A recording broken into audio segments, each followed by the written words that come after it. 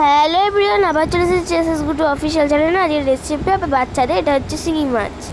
এখানে রেখে দিয়েছি আমি বিট, ঢেঁড়স, ঝিঙে, গাজর, আলু, বিনস, পটল। আর পটলটা দেখছি উপর খোসা ছাড়িয়ে দিচ্ছি আর পাতলা পাতলা করে দিচ্ছি। কুলেখাড়া আর থানগলি পাতা আছে। তার মধ্যে দিয়ে দেবো কড়াইয়ের মধ্যে একটু তেল,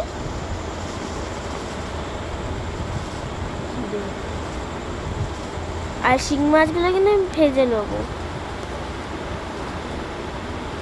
তারপর ওই শিঙি মাছটা তুলে নিয়ে জিরে দিয়ে দেবো ওই তেলের মধ্যে। তারপর যে উপকরণগুলো ছিল সবজি, সেইগুলো সব আমি কিন্তু দিয়ে দেবো। আপনাদের দেখানোর জন্য কিন্তু আমি ঝুড়ির একটা প্লেটের মধ্যে আলাদা আলাদা করে রেখেছিলাম। আর যে ঝুড়ির মধ্যে যে এই সবজিটা দিলাম, এটা কিন্তু আমার পরিমাণ হিসাবে বাচ্চা যেরকম খায় সেই হিসাবেই কিন্তু দিলাম।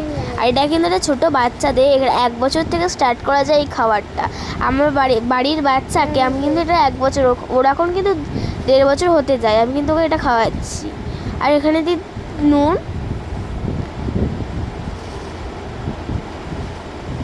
ও হলুদ দিয়ে দেবো, আর গোলমরিচ গুঁড়োও কিন্তু দিয়ে দেবো।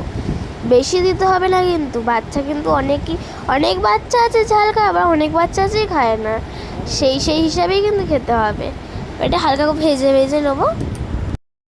যে গোলমরিচ গুঁড়োটা দিয়েছি সেটা কিন্তু একদম সামান্য দেবে, বেশি ঝাল হলে কিন্তু আবার বাচ্চারা খেতে হবে না, টেস্টের জন্য দিচ্ছি, স্বাদ হবে। আমি কিন্তু অল্প জল নিয়ে নাড়াচাড়া করে নিয়েছি। এখানটায় দেখতে পাচ্ছ এখানে কিন্তু আমি একটা প্রেসার কুকারের মধ্যে সব তরকারিটা ঢেলে নিয়েছি, আর একটু বেশি জল দেবো। এখানে কিন্তু তুমি 6 থেকে 7টা সিটি মারবে আপনারা, কারণ বিটটা আছে তো, বিটটা না শক্ত হয়ে থাকবে। আর যদি না বিট দিতে চান তাহলে নর্মালি 3টে থেকে 4টে দিলেই হবে। আমি কিন্তু মাছটা ছেড়ে দিয়েছি, আর এখানে কিন্তু হচ্ছে প্রেসার কুকারে সিটি দিতে। এই রেসিপিটা কিন্তু বাচ্চাদের জন্য খুব খুব উপকার, কারণ এর মধ্যে থালকুনি পাতা আছে, তারপর আছে তোমার কুলেখাড়া, আর তারপর আছে শিঙি মাছ। দিলে কিন্তু বাচ্চাদের খুব উপকার হবে, কোনো ক্ষতি হবে না। ভিডিওটি ভালো লাগলে এটি লাইক, কমেন্ট ও শেয়ার করে দেবেন, সাবস্ক্রাইব করে দেবেন আমাদের এই চ্যানেলটি।